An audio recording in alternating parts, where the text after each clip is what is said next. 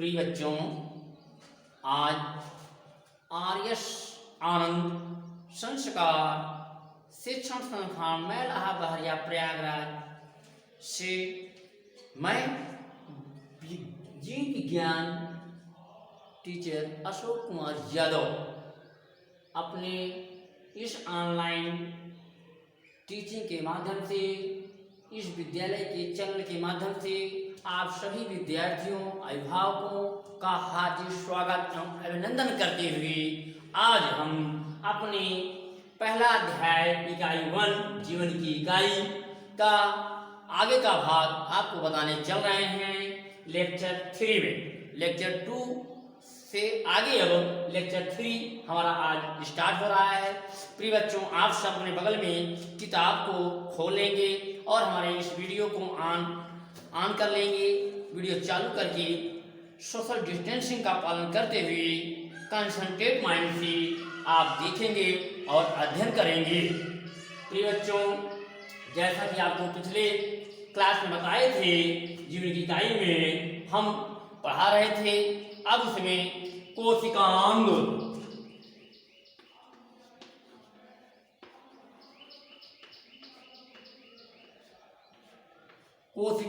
के बारे में चर्चा कर रहे थे। कोशिकांग बताए थे आपको क्या है। कोशिका के अंदर पाए जाने वाले समस्त अंगों को ही कोशिकांग कहते हैं, जैसे mitochondria, Golgi coil, lysosome, ribosome, लवक, ये सारे कोशिकांग हैं। सबके बारे में बताए आपको हम। आज हम उसी श्रृंखला में आगे चलते हैं। अगला कोशिकांग हमारा क्या है? रसधानियां।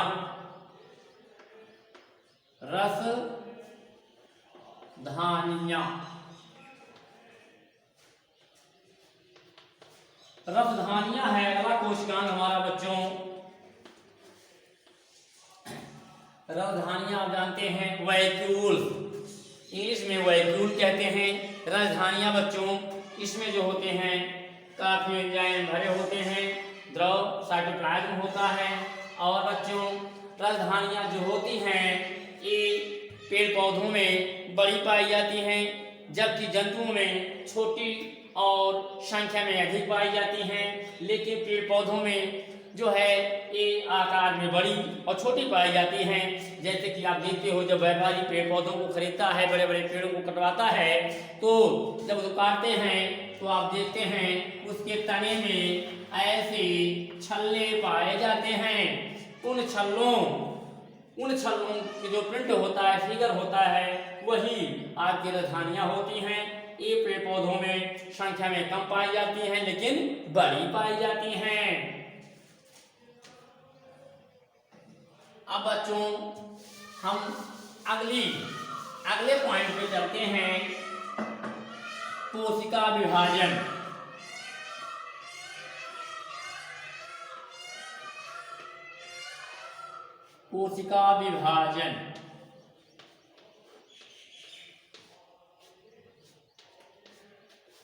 कोशिका विभाजन बच्चों जो होता है क्या है? कोशिका विभाजन वह प्रक्रिया होती है जिसमें कोशिकाएं अधिक वृद्धि करके एक दो या दो से अधिक कोशिकाओं में बढ़ जाती हैं। यही प्रक्रिया कोशिका विभाजन कहलाता है।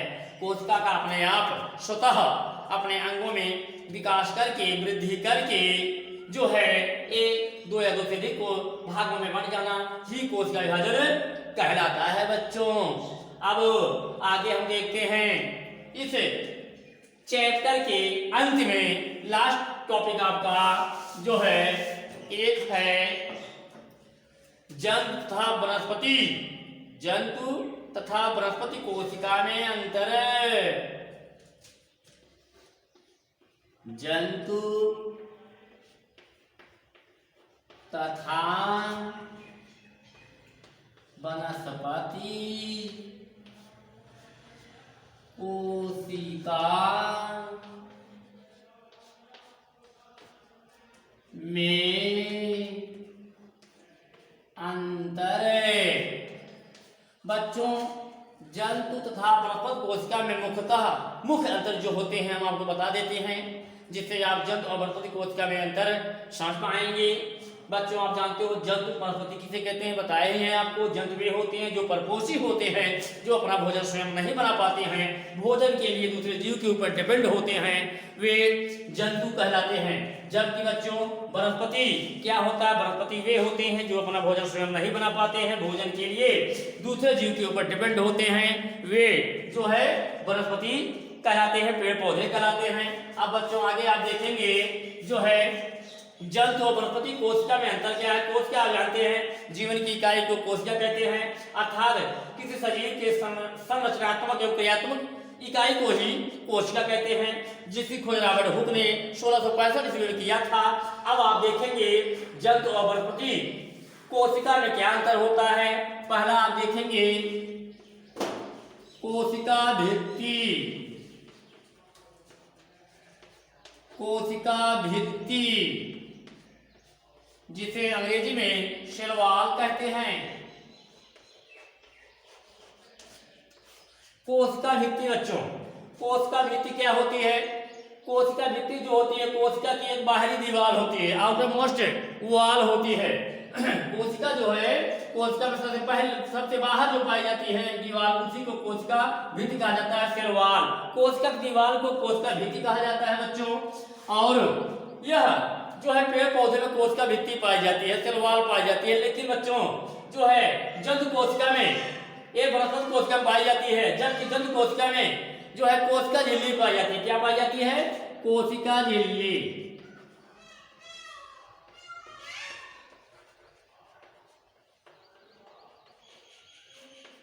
कोशिका झिल्ली पाई जाती है, जिसे अंग्रेजी में प्लाज्मा मेम्ब्रेन कहते हैं।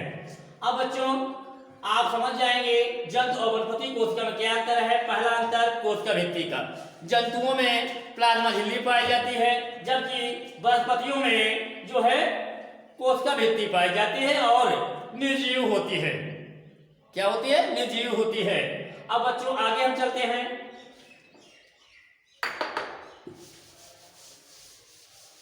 अगला है आपका लवक, लवक जिसे अंग्रेजी में प्लास्टिड कहते हैं, प्लास्टिड। लवक बच्चे जानते हो आप लोग, लवक 3 प्रकार का होता है। आपका जो है रंगीन लवक, या इसे बोलते हैं हम वर्णी लवक, अवर्णी लवक और हरित लवक। 3 प्रकार का लवक होता है, जो है वर्णी लवक, अवर्णी लवक और जो है हरित लवक। तो बच्चों आप ये लवक के प्रकार हैं, लेकिन लवक जो होता है वनस्पति कोशिका में पाया जाता है, जबकि जंतु कोशिका में नहीं पाया जाता है। और लवक के पाए जाने के कारण ही वनस्पति मीन्स पेड़ पौधे जो है, झाड़ियां, पादप, ये अपना भोजन स्वयं बनाती हैं और ऑटोट्रॉफिक कहलाती हैं, स्वपोषी कहलाती हैं। और किसके माध्यम से, लवक के पाए जाने के कारण ये हरी भरी होती हैं और प्रकाश संश्लेषण के द्वारा अपना भोजन स्वयं बनाती हैं। जबकि जंतुओं में लवक नहीं पाया जाता है, जंतु कोशिका में लवक नहीं पाया जाता है, जिसकी वजह से अपना भोजन स्वयं नहीं बना पाते, भोजन के लिए दूसरे जीव के ऊपर डिपेंड होते हैं, यानी पेड़ पौधों के ऊपर डिपेंड होते हैं। अब बच्चों देखें आप, तो जंतु कोशिका में लवक नहीं पाया जाता है, जबकि पादप कोशिका में लवक पाया जाता है। ये भी जंतु और वनस्पति कोशिका में अंतर है। अगला अंतर हम देखते हैं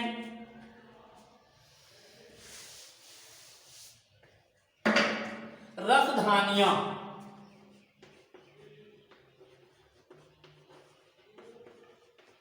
रसधानियां बच्चों, रसधानियां वैक्यूल्स अंग्रेजी में कहते हैं। रसधानियां जो होती हैं पेड़ पौधों में बड़ी पाई जाती हैं और संख्या में कम पाई जाती हैं, जबकि जंतुओं में रसधानियां जो होती हैं छोटी पाई जाती हैं और संख्या में अधिक पाई जाती हैं। ये भी जंतु और वनस्पति कोशिका में अंतर है। अब बच्चों हम आगे चलते हैं।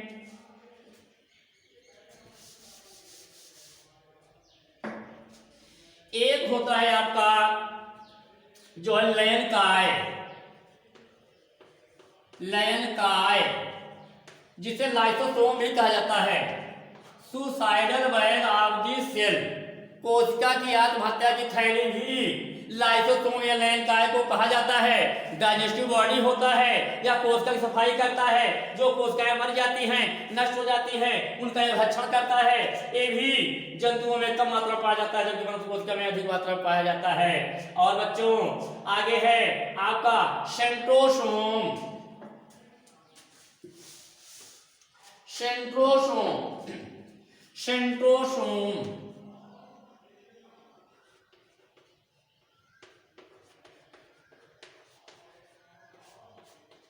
सेंट्रोसोम भी बच्चों जो है जंतुओं में नहीं पाया जाता है, जबकि पादप में पाया जाता है। और जंतुओं में जब कोशिका का बंटवारा होता है सेल डिवीजन के समय में एक स्पाइंडल बनाने का कार्य करता है। क्या बनाता है? स्पाइंडल बनाने का कार्य करता है ये आपका सेंट्रोसोम। अब बच्चों हम आगे चलते हैं। ये तो रहा है आपका जंतु कोशिका और पादप कोशिका में अंतर। एक और अंतर होता है बच्चों, जब जंतु को कोशिकाओं में बंटवारा होता है तो इसमें पादप में क्या होता है, इसमें एक प्लेट बन जाती है। जैसे कोशिका है पूरी, अब इसमें बांटना है, इसको अलग होना है, तो आगे जाकर के ये क्या बनेगा, इसमें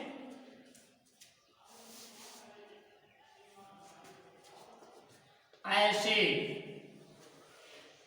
एक हल्की हल्की प्लेट बन जाती है। लेकिन जंतुओं में जब बंटवारा होता है तब क्या होता है, ये जो है खांच बना लेती है। ऐसे ऐसे खांच बनाती है और आगे जाती है। जब ये दोनों जुड़ जाते हैं, ऐसे टूट जाते हैं, अलग हो जाते हैं और दो कोशिका का निर्माण हो जाता है।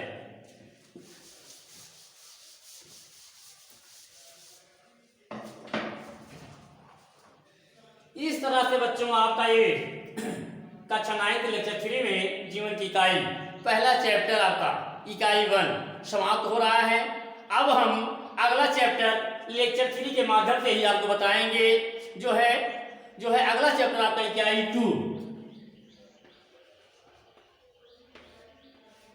इकाई 2 या कह सकते हैं लेसन या पार्ट 2। पार्ट का नाम है ऊतक। ऊतक इंग्लिश में से टिश्यू कहते हैं, TISSUE टिश्यू। अब हम बच्चों ऊतक के बारे में आपको बताते हैं। ऊतक, व्हाट इज टिश्यू? ऊतक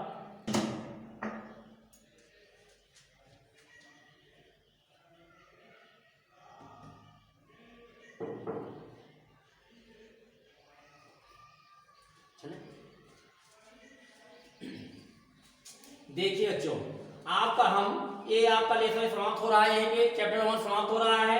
अब हम दूसरा चैप्टर स्टार्ट करने चल रहे हैं। जैसे बताए हैं भैया आपको पहले भी, आपका इकाई 2 या पार्ट या लेसन 2। पार्ट का नाम है ऊतक, टिश्यू, TISSUE टिश्यू, ऊतक। अब बच्चों आपका लेक्चर 3 में इकाई 2 या पार्ट 2 ऊतक टिश्यू स्टार्ट हो रहा है। आप लोग कंसंट्रेट होकर के इसे समझेंगे, सुनेंगे और अध्ययन करेंगे। बच्चों ऊतक क्या होता है?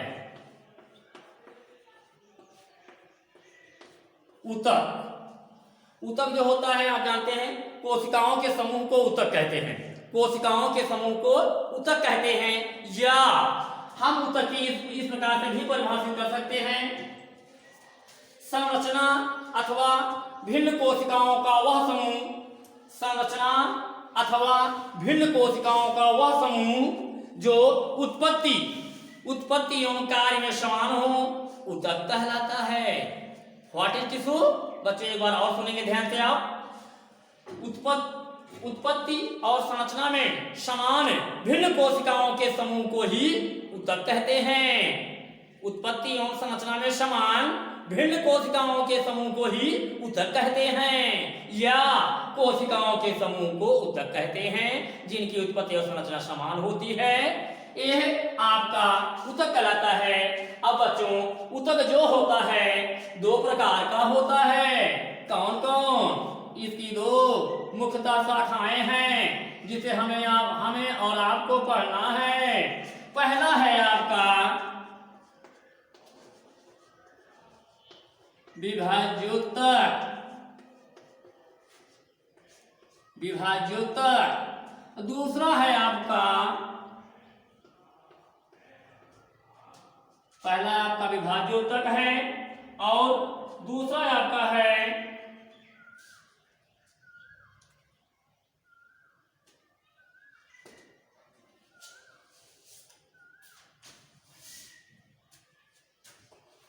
स्थायी ऊतक।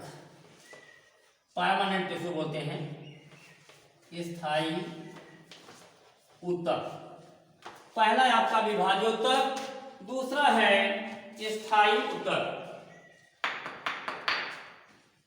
अब बच्चों, हम आपको विभाज्योतक के बारे में बताते हैं।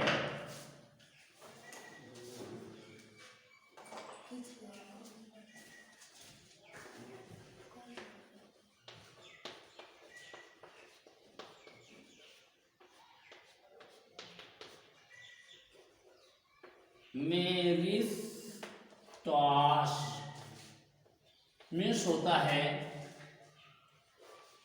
डिविजिबल, मीन्स जिसमें बंटवारा होता है। मेरिस्टास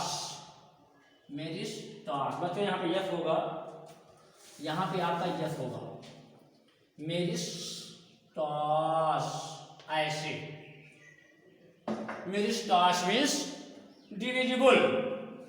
अब बच्चों आप देखेंगे इस विभाज्योतक में जो होता है, अब विभाज्योतक है क्या? बच्चों, विभाज्योतक जो होता है पेड़ पौधों में पाया जाता है, जंतुओं में नहीं पाया जाता है, केवल पेड़ पौधों में पाया जाता है विभाज्योतक। और यह पेड़ पौधों के शीर्ष कलिकाओं में और जड़ के टॉप में, लास्ट में पाया जाता है, जहां पे विभाजन क्षेत्र होता है। क्या होता है? जहां पे विभाजन क्षेत्र होता है वहीं पे विभाज्योतक पाया जाता है। बच्चों आप लोग ध्यान देंगे, बहुत ही इंपॉर्टेंट है विभाज्योतक। कभी कभी क्वेश्चन आता है विभाज्योतक कहाँ पाया जाता है, तो आप बताएंगे विभाज्योतक पेड़ पौधों में पाया जाता है। पेड़ पौधों में शीर्ष में, तनु के शीर्ष में, कलिकाओं के पास और जड़ में पाया जाता है एक विभाज्योतक। देखें, मेरिस्टास मीन्स डिविजिबल। अब हम यह विभाज्योतक जो होता है इसका कार्य क्या होता है? इसका कार्य होता है पेड़ पौधों की वृद्धि में सहायता करना। पेड़ पौधों की वृद्धि में सहायता करना होता है। इसी के द्वारा कोशिकाओं का जो विभाजन होता है तब ये पेड़ पौधे वृद्धि करते हैं। अब आगे हम चलते हैं।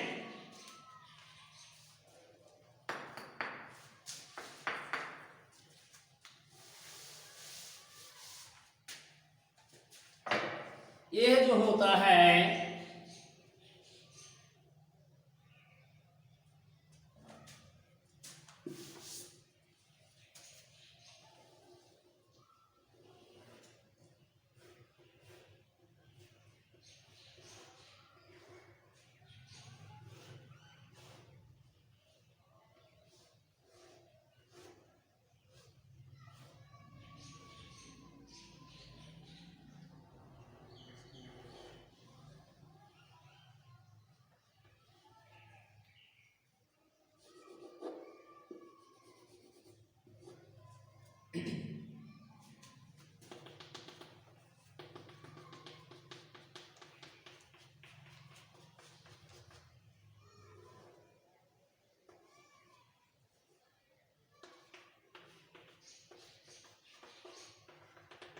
अब बच्चों ये विभाज्योतक में इसके तीन पार्ट होते हैं। शीर्षस्थ विभाज्योतक, पहला क्या है?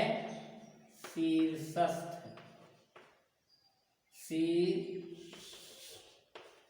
वक्षस्थ विभाज्योतक।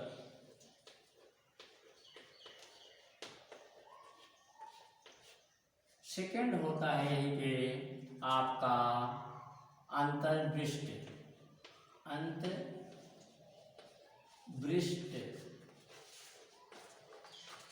विभाज्योतक। तीसरा है आपका पार्श्व विभाज्योतक।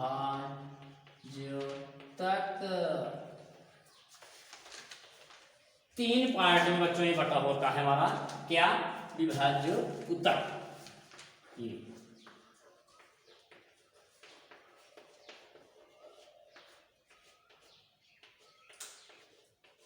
ये तीन पार्टों में बटा होता है, जो है शीर्षक विभाज्योतक और अंतर्वृष्ट विभाज्योतक और पार्श्व विभाज्योतक। तीन पार्ट में बटा होता है बच्चों। अब हम इनके बारे में बताते हैं आपको।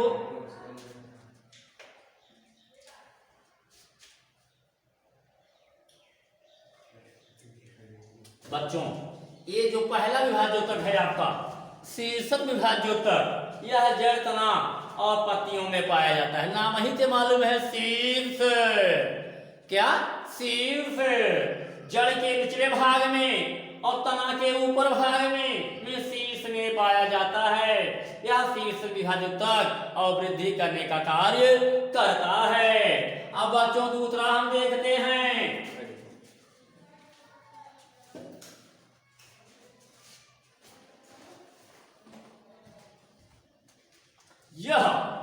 ये बच्चों आपका दूसरा अंतर्वृष्ट विभाज्योतक, यह शीर्ष विभाज्योतक के विभाजन से बनता है। यह शीर्ष विभाज्योतक के विभाजन से बनता है। और जैसे दूब, घास, पुदीना आदि के पर्व संधियों पे ये पाया जाता है। कहाँ पे? दूब, घास, पुदीना है, उनमें उनकी पर्व संधियों में यह अंतर्वृष्ट विभाज्योतक पाया जाता है और उसको मजबूती प्रदान करता है, विभाजन करने का कार्य करता है। और बच्चों तीसरा हम बताते हैं आपको।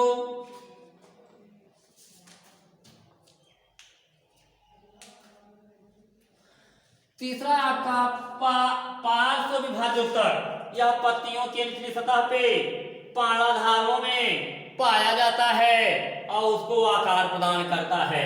इस प्रकार से बच्चों विभाज्योतक तीन प्रकार का होता है मुख्यतः: शीर्षक विभाज्योतक, अंतर्वृष्ट विभाज्योतक, पार्श्व विभाज्योतक।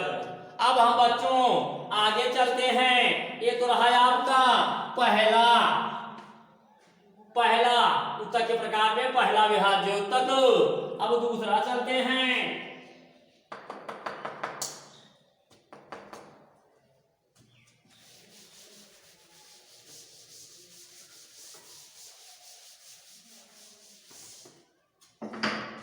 स्थायी उत्तक।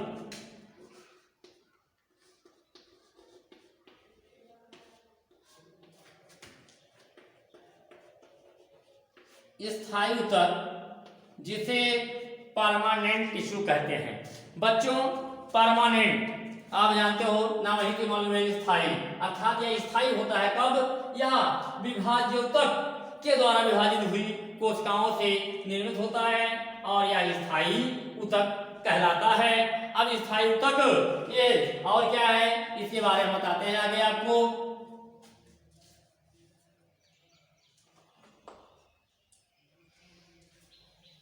अब इसके भी तीन पार्ट हैं: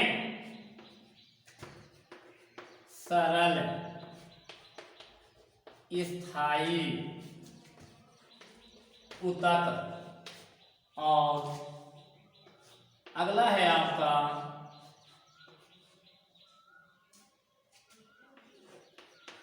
जटिल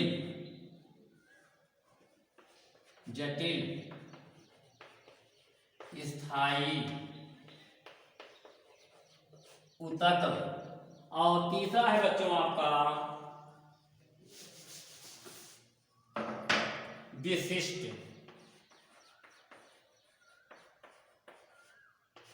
विशिष्ट स्थायी ऊतक।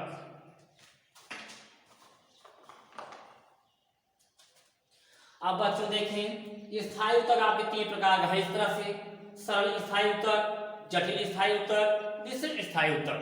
अब सरल स्थायी ऊतक जो होता है बच्चों, यह जो होता है एक ही प्रकार की कोशिकाओं से के मिलने से बनता है।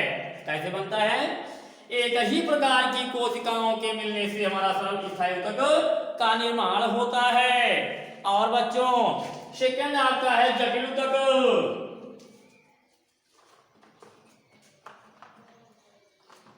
ये नाम ही से मालूम है जटिल स्थायी ऊतक। यह ऊतक जो होता है एक से अधिक या दो से अधिक ऊतकों के मिलने से बनता है।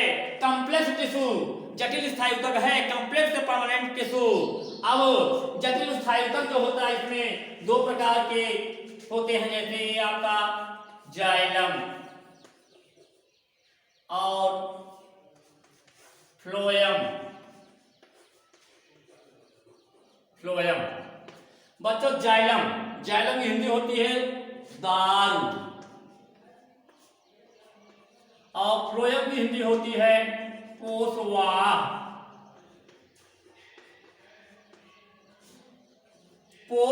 बच्चों अब पोषवाह और दारू। जाइलम जो होता है ये पेड़ पौधों की जड़ों में पाया जाता है, जबकि कार्य क्या होता है? इसका कार्य होता है पेड़ पौधों की जड़ों में पाया जाता है खनिज लवण और पानी जल को पेड़ पौधों की पत्तियों तक पहुंचाता है, क्योंकि पेड़ पौधों की पत्तियां रसोई गृह कहलाती हैं। पेड़ पौधों की पत्तियां ही उसकी रसोई गृह कहलाती है, किचन रूम कहलाता है, वहां पे उसका भोजन बनता है। अर्थात बच्चों जाइलम जो होता है दारू, जड़ों में पाया जाता है जल और खनिज लवण को पेड़ पौधों की पत्तियों तक पहुंचाने का कार्य करता है। जबकि फ्लोएम क्या है? पोषवाह। फ्लोएम जो होता है यह जो होता है पत्तियों में ऊपर पाया जाता है, और जो पत्तियों में भोजन बनता है उस भोजन को का डिवाइडेशन उस भोजन को पेड़ पौधों के हर भाग तक पहुंचाने का कार्य पोषवाह करता है बच्चों। अब इस तरह से ये हमारा इसके मिले जुले रूप को ही जटिल ऊतक कहा जाता है। अब बच्चों तीसरा हमारा है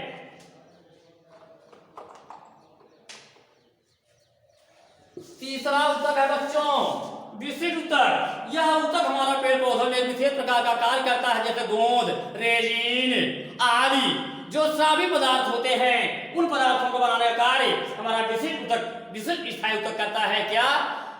गोंद, रेजिन और सब जो स्रावी पदार्थ पौधे में होते हैं वही जो है उत्सर्जी पदार्थ जो होते हैं पेड़ पौधों में उसे बनाने का कार्य विशिष्ट ऊतक करता है। अर्थात बच्चों उत्सर्जी पदार्थ क्या होता है? ऐसा पदार्थ जिसका हमारे शरीर में कोई कार्य न हो, ऐसे पदार्थ को एक्सक्रीटरी सब्सटेंस या उत्सर्जी पदार्थ कहा जाता है।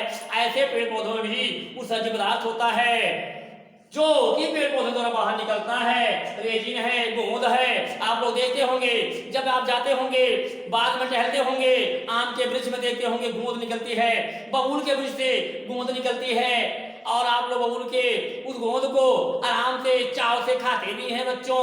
इस तरह से प्यारे बच्चों ये हमारा जो है ऊतक दो प्रकार का है, विभाज्य ऊतक, स्थायी ऊतक। और विभाज्य ऊतक बताया आपका तीन प्रकार का था, शीर्षक विभाज्य ऊतक, अंतरिक्ष विभाज्य ऊतक और पार्श्व विभाज्य ऊतक। और स्थायी ऊतक भी तीन प्रकार का है, सरल स्थायी ऊतक, जटिल स्थायी ऊतक और विशिष्ट ऊतक। इस तरह से बच्चों जो होता है वाला ये ऊतक है। अब बच्चों आज का हम क्लास यहीं पे समाप्त करते हैं, लेक्चर 3। अब आगे हम बताएंगे आपको जटिल ऊतक के बारे में, क्या कहते हैं जंतु ऊतक। जंतु ऊतक के बारे में कल बताएंगे, जंतु ऊतक के बारे में कल बताएंगे। अभी तक आप लोग देखे क्या? पादप ऊतक। क्या देखे? पादप ऊतक। ये आपका था पादप उतक पादप उतक भी आपका दो प्रकार का तो बताए ही हैं आपको। यही आपका पहला विभाज्य तक और स्थायी उतक। अब विभाज्य तक भी आपका 3 पार्ट था, स्थायी तक भी 3 पार्ट था, 3 भाग में था। अर्थात अब हम आगे बढ़ाएंगे आपको जंतु उतक के बारे में, अगले लेक्चर में आपको हम बताएंगे।